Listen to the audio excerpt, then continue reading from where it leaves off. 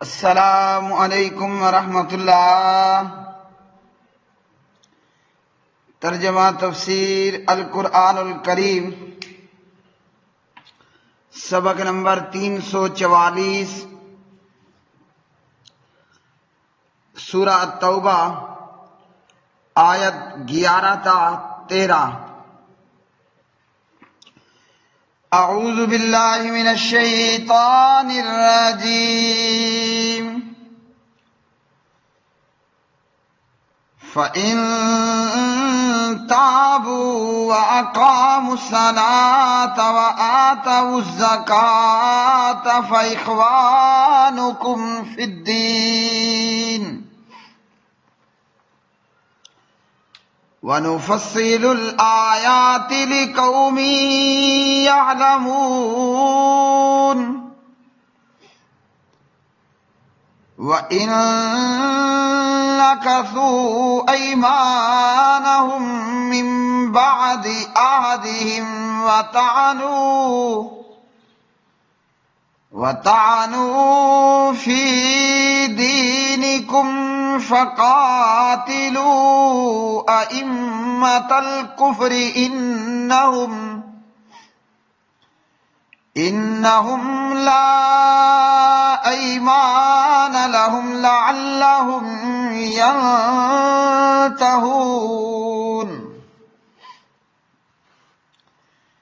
أَلَا تُقَاتِلُونَ قَوْمًا نَكَثُوا أَيْمَانَهُمْ وَهَمُّوا بِإِخْرَاجِ الرَّسُولِ وَهُمْ بَدَؤُوكُمْ أَوَّلَ مَرَّةٍ أَتَخْشَوْنَهُمْ فَاللَّهُ أَحَقُّ أَن تَخْشَوْهُ إِن كُنتُم مُّؤْمِنِينَ۔ بس اگر وہ توبہ کر لیں اور نماز قائم کریں اور زکوٰۃ دیں تو دین میں تمہارے بھائی ہیں، اور ہم ان لوگوں کے لیے آیات کھول کر بیان کرتے ہیں جو جانتے ہیں، اور اگر وہ اپنے عہد کے بعد اپنی قسمیں توڑ دیں اور تمہارے دین میں طعن کریں تو کفر کے پیشواؤں سے جنگ کرو۔ بے شک یہ لوگ ان کی کوئی قسمیں نہیں ہیں تاکہ وہ باز آ جائیں۔ کیا تم ان لوگوں سے نہ لڑو گے جنہوں نے اپنی قسمیں توڑ دیں اور رسول صلی اللہ علیہ وسلم کو نکالنے کا ارادہ کیا اور انہوں نے ہی پہلی بار تم سے ابتدا کی؟ کیا تم ان سے ڈرتے ہو؟ تو اللہ تعالیٰ زیادہ حقدار ہے کہ اس سے ڈرو اگر تم مومن ہو۔ فَإِن پس اگر تابو وہ توبہ کر لیں، وَأَقَامُوا اور قائم کریں الصَّلَاةَ نماز، وَآتُوا اور دیں الزَّکَاةَ زکوٰۃ، فَإِخْوَانُكُمْ تمہارے بھائی ہیں، فی الدین دین میں، وَنُفَصِّلُ اور ہم مفصل بیان کرتے ہیں الآیات نشانیاں، لقوم ان لوگوں کے لیے، یعلمون جو علم رکھتے ہیں۔ وَإِن اور اگر ناکسوا وہ توڑ دیں ایمانہم اپنی قسمیں، من بعد عہدہم اپنے عہد کے، وطعنوا اور وہ طعن کریں فی دینکم تمہارے دین میں، فقاتلوا تو تم لڑو ائمۃ الکفر سرداران کفر سے، انہم بے شک وہ، لا ایمانا نہیں ہے معتبر قسمیں، لہم ان کی، لعلہم تاکہ وہ، ینتہون باز آ جائیں۔ الا تقاتلون کیا نہیں تم لڑو گے، قومن ان لوگوں سے کہ نقصو انہوں نے توڑ دی ایمانہم اپنی قسمیں، وہمو اور انہوں نے ارادہ کیا باخراج الرسول رسول صلی اللہ علیہ وسلم کو نکالنے کا، وہم اور انہوں نے ہی بدعوکم شروع کی تم سے اول مرہ پہل مطلب لڑائی، اتخشونہم کیا تم ڈرتے ہو ان سے، فاللہ چنانچہ اللہ تعالی احق زیادہ حقدار ہے ان کے تخشوہ تم ڈرو اس سے، ان اگر کن تم ہو تم مؤمنین مومن۔ پیارے بھائیوں اور میری بہنوں، آج کا سبق قرآن مجید فرقان حمید کی آیات بینات میں اللہ سبحانہ و تعالی نے ارشاد فرمایا اگر یہ کافر لوگ توبہ کر لیں، مطلب کلمہ پڑھ لیں، اسلام قبول کر لیں اور پھر نماز بھی ادا کریں، جیسا کہ پیچھے کی آیات میں گزر چکا، پیچھے بتایا گیا کہ توبہ کریں، نماز پڑھیں اور زکوٰۃ دیں تو پھر لڑائی نہیں کرنی، اور یہاں اس آیت مبارکہ میں اللہ سبحانہ و تعالی نے فرمایا یہ توبہ کر لیں مطلب اسلام قبول کر لیں اور نماز ادا کریں اور زکوٰۃ بھی ادا کریں، نماز پڑھیں اور زکوٰۃ کی ادائیگی کریں تو پھر یہ تمہارے بھائی ہیں، جیسا کہ ایک اور مقام پر فرمایا کہ ایمان والے اور کلمہ پڑھنے والے مسلم مومن آپس میں بھائی ہیں، انما المؤمنون اخوہ۔ تو بھائی ایک شخص مسلمان کا کیسے بنتا ہے کہ کوئی اسلام قبول کر لے اور نماز ادا کرے اور زکوٰۃ کی ادائیگی کرے تو پھر مومن آپس میں بھائی بھائی ہیں، اور پھر ایسے لوگوں کو اسلامی معاشرے میں تمام حقوق حاصل ہو جائیں گے جو کہ ایک مسلمان کو حاصل ہوتے ہیں۔ کون؟ جو کلمہ پڑھ کر نماز شروع کر دے اور اگر زکوٰۃ ادا کرنے جتنا جوگا پیسہ ہے اور نصاب ہے اس کے پاس تو پھر اس کو سال بعد زکوٰۃ بھی ادا کرنا ہوگی، سونا ہے، چاندی ہے، کھیت کھلیان ہے، کرنسی ہے اور وہ نصاب کو پہنچتی ہے تو سال بعد اس کی زکوٰۃ ادا کرنا ہوگی۔ جو یہ کام کر لے اس کو اسلامی معاشرے میں موجود تمام حقوق حاصل ہو جاتے ہیں، بھلے وہ دل کے اندر منافقت رکھتا ہو، دل کے اندر کھوٹ ہو، لیکن زبان سے کلمہ پڑھ لیا اور آ کر نماز پڑھی اور زکوٰۃ اگر اس کے ذمہ بنتی ہے تو زکوٰۃ ادا کر دی، اب اس سے لڑائی لڑنا حرام ہوگا۔ ہاں اگر وہ کوئی ایسا کام کرتا ہے کہ جس کی وجہ سے اس پہ حد جاری ہوتی ہے تو پھر اس پر حد جاری کی جائے گی، مثلا اگر وہ کسی مسلمان کو قتل کر دیتا ہے خود مسلمان ہو کر تو پھر بدلے میں قصاص میں اس کو قتل کیا جائے گا، اور اگر وہ نماز اور زکوٰۃ کا انکار کرتا ہے تو وہ مرتد ہے اور اس کو قتل کر دیا جائے گا، لیکن اگر نماز اور زکوٰۃ کا اقرار کر کے سستی سے پڑھتا نہیں تو پھر حاکم وقت کی ذمہ داری ہوگی کہ اس سے باز پرس کرے اور اس کو سزا دے، اور اگر وہ ان چیزوں کی ادائیگی سے انکار کرتا ہے یا مذاق اڑاتا ہے تو پھر وہ مرتد ہوں گے اور ان سے لڑائی کی جائے گی، جیسے جناب صدیق حضرت ابوبکر صدیق رضی اللہ تعالی عنہ نے کی۔ اور یہ فرمایا کہ ہم آیات کو جو ہے وہ کھول کر بیان کرتے ہیں علم والوں کے لیے، جاننے والے لوگ جو یہ سمجھتے اور جانتے ہیں کہ اگر اللہ رب العالمین کی نافرمانی کریں گے تو پھر انجام یہ ہوگا، دنیا میں بھی سزا اور آخرت کے اندر بھی سزا ہوگی۔ پھر اللہ رب العالمین نے کفار کے تعلق سے فرمایا کہ وہ لوگ جو مسلمانوں سے کیے ہوئے معاہدوں کو توڑ دیں اور دین کے اندر مسلمانوں کو تانا دیں، اسلام کا، دین کا، شریعت کا اور پیغمبر اسلام صلی اللہ علیہ وسلم کا مذاق اڑائیں تو پھر فرمایا کہ یہ تو کافروں کے ائمہ ہیں، کافروں کے امام ہیں اور پیشوا ہیں، جو عہد توڑ ڈالتے ہیں اور پھر جو عہد توڑ ڈالتے ہیں اور دین کے اندر تانا زنی کرتے ہیں اور پیغمبر اسلام کا مذاق اڑاتے ہیں، فرمایا ان کی سزا یہ ہے کہ ان کو قتل کرنا ہے، اور یہ کفر کے امام ہیں اور ان کے معاہدوں اور ان کے قسموں کا کوئی جو ہے وہ اعتبار نہیں ہے۔ یہ کیوں کرنا ہے؟ تاکہ یہ اپنی ان کالے کرتوتوں سے اور اپنی ان حرکتوں سے باز آ جائیں۔ جیسا کہ پیارے نبی علیہ الصلوۃ والسلام نے معاہدہ توڑنے والوں کے ساتھ لڑائی کی، وہ چاہے مدینہ میں موجود بنو قریظہ کے یہود ہوں یا اس کے علاوہ، یا مکہ کے لوگ جنہوں نے معاہدہ توڑا، تو نبی علیہ السلام نے معاہدہ توڑنے والوں کے خلاف خروج کیا اور ان کے خلاف نبی علیہ الصلوۃ والسلام نے لڑائی کی اور ان سے جنگ کی۔ اور اگر کوئی ایسا نہیں کرے گا تو یہ مسلمانوں کی طرف سے کمزوری اور ذلت اور بغیرتی کا اظہار ہوگا کہ جو معاہدہ توڑیں، بنو قریظہ کی طرح ان سے لڑائی کی جائے، جو معاہدہ توڑ دیں اہل مکہ کے خلاف، قریش مکہ، کفار مکہ کے خلاف جس طرح لڑائی کی گئی اسی طرح لڑائی کرنا ہے۔ مگر یہ کہ اگر مسلمان یہ کام نہیں کرتے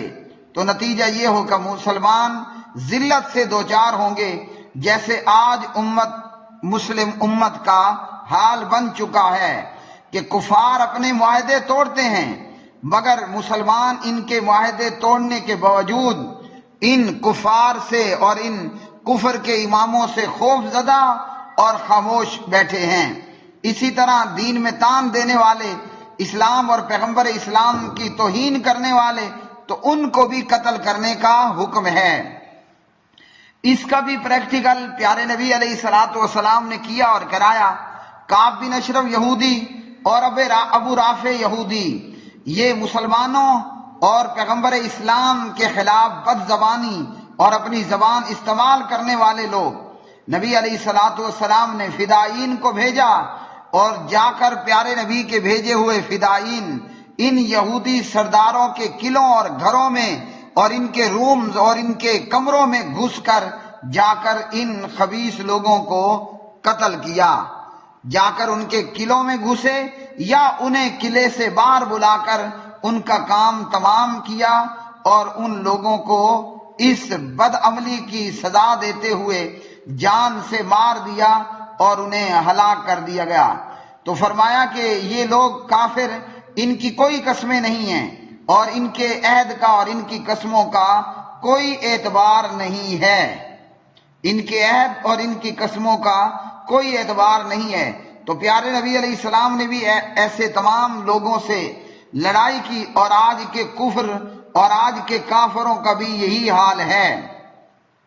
کہ اقوام متحدہ کے ساتھ کیے گئے سینکڑوں معاہدوں کو امریکہ بدماش، نیٹو بدماش اور انگلینڈ برطانیہ بدماش اور ہندوستان مودی بدماش ہزاروں سینکڑوں معاہدوں کو 20 مرتبہ توڑ چکے ہیں، جو کہ اقوام متحدہ کے پلیٹ فارم پر ہوئے۔ وہ بھلے بہت پہلے کا جو ہے وہ 1800 کے آخر کے اندر ہونے والے معاہدے ہوں یا 1900 کے شروع میں ہونے والے جنیوا کنونشن معاہدے ہوں یا بعد کے بے شمار اقوام متحدہ کے پلیٹ فارم پر ہونے والے معاہدے ہوں، یہ عیسائی، یہ یہودی، یہ ہندو اور یہ کمیونسٹ، روس کے سفید ریچھ، یہ 20 مرتبہ اقوام متحدہ کے پلیٹ فارم پہ ہونے والے معاہدوں کو توڑ چکے ہیں اور پاش کر چکے ہیں، جبکہ اقوام متحدہ خود بذات خود امریکہ اور اسرائیل یہود و نصارہ کی ایک گرل فرینڈ ہے، لونڈی نہیں بلکہ گرل فرینڈ ہے، جسے بیک وقت امریکہ بھی یوز کرتا ہے اور جسے ایک ہی وقت کے اندر اسرائیل اور روس کا کمیونسٹ بھی یوز کرتا ہے، استعمال کرتا ہے۔ اور یہ کافر یہود و نصارہ اور ہنود اور کمیونسٹ بے مذہب، یہ لوگ سینکڑوں مرتبہ یہ معاہدے توڑ چکے۔ تو فرمایا کہ ان کے معاہدوں اور ان کے قسموں کا کوئی اعتبار نہیں ہے۔ مسلمانوں کو بھی چاہیے کہ وہ ایسے لوگوں کو اور کفر کے ان اماموں کو قتل کریں. لیکن آج مسلمانوں کی تاریخ وہ حکمران صلاح الدین ایوبی جیسے یا وہ سپاہ سالار نور الدین زنگی جیسے یا ٹیپو شہید جیسے یا شاہ اسماعیل شہید جیسے یا محمد بن قاسم جیسے رحمت اللہ علیہم اجمعین کہاں سے لے کر آئے. فی الحال تو دور دور تک اسلامی تاریخ کے اندر اور مسلمانوں کی زندگی میں فی الحال تو دور دور تک ٹیپو جیسے لوگوں کا کوئی نام و نشان نظر نہیں آتا. ایوبی، غوری، غزنوی جیسے لوگوں کا نام و نشان نظر نہیں آتا، اور دور دور تک محمد بن قاسم رحمت اللہ علیہ جیسے سپہ سالاروں کا نام و نشان نظر نہیں آتا. نتیجہ یہ ہے کہ کفار معاہدوں کو بار بار پامال کرتے ہیں اور ہر مرتبہ مسلمانوں پر حملہ آور ہوتے ہیں. اور یوں دنیا کے اندر آج مسلمان امت کا یہ حال ہو چکا ہے، کہ کافر کفار مسلمانوں پہ یوں حملہ آور ہو چکے ہیں جیسا کہ بھوکے لوگ یا بھوکے بھیڑیے اور درندے اور خوفناک چیر پھاڑ کر دینے والے وحشی جانور دسترخوان پہ اور بکری پہ اور بھیڑ پہ حملہ آور ہو جاتے ہیں. وجہ کیا ہے؟ وجہ یہ ہے کہ یہ مسلمان امت تلوار کو پھینک چکی ہے اور تلوار چھوڑ چکی ہے، اور مسلمانوں کی تلوار آج زنگ آلود ہو چکی ہے کہ اس تلوار کو اپنے ہاتھ میں لینے والا ہمیں ایوبی نظر نہیں آتا، ہمیں غوری، غزنوی اور ٹیپو شہید نظر نہیں آتا، ہمیں محمد بن قاسم نظر نہیں آتا، ہمیں حجاج بن یوسف جیسے غیرت مند مسلم حکمران نظر نہیں آتے، بلکہ وہ ہیں جو اپنی بدماشیوں اور اپنی عیاشیوں کے ریکارڈ توڑ چکے ہیں، جو اپنی بدماشیوں اور عیاشیوں اور دنیا کی زندگیوں میں رنگین ہو کر اپنی رنگینیوں میں مصروف ہیں. دور دور تک مسلم امہ کے حکمرانوں میں غیرت، حمیت اور اسلامی جذبہ نظر نہیں آتا ہے. تو فرمایا اللہ رب العالمین نے غیرت دلاتے ہوئے، اللہ پاک پروردگار مسلمانوں کی غیرت کو ابھارتے ہوئے اللہ سبحانہ و تعالی خود مسلمانوں کو جہاد پر ابھارتے ہوئے فرماتا ہے، کیا تم ان لوگوں سے نہ لڑو گے کہ جنہوں نے قسموں اور عہد کو توڑ دیا 1400 سال پہلے مکہ کے کافروں نے توڑا اور مدینے میں موجود یہودیوں نے عہد اور قسموں کو توڑا. اور آج کی دنیا کے لیے آج بھی قرآن کی یہ آیت 2019 کے لیے ہے. یہ قرآن صرف 1400 سال پہلے کے لیے نہیں آیا تھا. قرآن کی یہ آیت سورہ توبہ کی آیت نمبر 13 آج 2019 کے مسلمان حکمرانوں اور جرنیلوں کا جذبہ جہاد ابھارنے کے لیے ہے. لیکن مسلمان حکمرانوں اور مسلم جرنیلوں کے فیوز اڑ چکے ہیں، وہ غیرت موجود ہی نہ رہی، وہ غیرت اور اسلامی جذبے پر موجود جو فیوز تھا وہ فیوز ہی اڑ گیا. اب جتنی پاور دی جائے یہ ٹھوس کے ٹھوس پڑے ہیں. ہاں، اللہ سبحانہ و تعالیٰ سے نا امیدی ہرگز نہیں ہے. انشاءاللہ اللہ رب العالمین ہمیں حجاج بن یوسف جیسے غیرت مند حکمران بھی دے گا، اور اللہ رب العالمین ہمیں محمد بن قاسم جیسے جرت مند بہادر سپاہ سالار بھی دے گا. آج مسلم امت لڑنا چاہتی ہے، آج مسلمان سولجر، فوجی جوان لڑنا چاہتا ہے، لیکن اوپر موجود قیادت کے جو غیرت کو اجاگر کرنے والے اور غیرت ابھارنے والے جو فیوز ہیں وہ فیوز ہی فیل ہو چکے ہیں. فرمایا کیا تم ان سے نہ لڑو گے کہ جنہوں نے اپنی قسموں کو توڑ دیا؟ مطلب اللہ تعالیٰ یہ فرمانا چاہتا ہے تم مودی سے نہ لڑو گے، تم اقوام متحدہ سے نہ لڑو گے، تم امریکہ اور اسرائیل سے نہ لڑو گے کہ جنہوں نے اپنے عہدوں اور اپنی قسموں کو توڑ ڈالا. اور پھر فرمایا کہ انہوں نے رسول کو نکالنے کا ارادہ کیا اور جنگ کی ابتدا بھی پہلی مرتبہ کی۔ مکہ کے کافروں اور مشرکوں نے نبی علیہ الصلوۃ والسلام کو مکہ سے اور مسلمانوں کو مکہ سے نکل جانے پر مجبور کیا اور نکالنے کے اور جان لے لینے کے ارادے کیے کہ یا تو جان سے مار دیا جائے، مکہ کے کافروں نے مشورہ کیا، یا پھر یہ ہے کہ ان کو علاقہ بدر کر دیا جائے۔ مشورہ ہوا کہ نبی علیہ السلام کو نکال دیا جائے۔ اس مشورے پر انہوں نے یہ مشورہ کیا کہ جناب وہ باہر رہ کر اپنی قوت اور توانائی بنا کر ہمارے اوپر حملہ آور ہوں گے۔ پھر مشورہ ہوا کہ ہر قبیلے سے ایک ایک دو دو کچھ بندے لے کر نبی علیہ السلام پر اکٹھا حملہ کر دیا جائے، تو یوں ہم سے کوئی بدلہ لینے والا نہیں ہوگا کہ یہ بلوائے عام نے نبی علیہ السلام کو، محمد الرسول اللہ صلی اللہ علیہ وسلم کو قتل کیا۔ اور اسی طرح پھر وہ اپنے اس منصوبے پر عمل پیرا ہوتے ہیں، لیکن اللہ رب العالمین نے نبی علیہ الصلوۃ والسلام کو معجزاتی طور پر محفوظ رکھا، اور آپ صلی اللہ علیہ وسلم ہجرت کر کے جو ہے وہ عافیت اور خیریت کے ساتھ مدینہ طیبہ پہنچ گئے۔ لیکن جو مسلمان کافروں کے ہتھے چڑھے، پھر جو ہو سکتا تھا انہوں نے جو ہے وہ ظلم و ستم کا بازار مسلمانوں کے اوپر گرم کیا۔ اور اسی طرح بدر کے مقام پر جنگ کی ابتدا کرنے والے بھی ابو جہل اینڈ کمپنی ہیں، اور اسی طرح صلح حدیبیہ کو توڑنے والے اور اپنی قسموں کو توڑنے والے، معاہدے کو توڑنے والے بھی مکہ کے کافر اور مشرک ہی تھے، کہ جنہوں نے معاہدے کے باوجود مسلمانوں کے حلیف بنو خزاع کے اوپر حملہ کر دیا۔ تو اب اللہ رب العالمین فرماتے ہیں کیا تم ان سے ڈرتے ہو؟ کیا تم کافروں سے ڈرتے ہو؟ تو یہ بھی جنگ پر، جہاد پر، لڑائی پر ابھارنے کا ایک طریقہ ہے کہ کہا جائے کہ تم دشمن سے ڈرتے ہو۔ غیرت مند کہے گا نہیں میں کوئی نہیں ڈرتا۔ تو آج کی تاریخ میں بھی اللہ تعالیٰ یہ فرمانا چاہتا ہے، یہ قرآن تا قیامت ہے، فرمایا اتخشونہم، کیا تم ان کافروں سے ڈرتے ہو؟ مطلب اسرائیل سے، امریکہ سے، ہندوستان سے کیا تم ڈر رکھتے ہو اور خوف کھاتے ہو؟ تو غیرت مند تو کہے گا میں کوئی نہیں ڈرتا۔ دشمن نے اگر معاہدہ توڑا اور قسموں کو توڑا ہے، وہ اگر ایک مارے گا میں 10 ماروں گا۔ لیکن ہمارے حکمرانوں کی حالت کیا ہے کہ جی وہ جنیوا کنونشن بھاڑ میں جائے، یہ جنیوا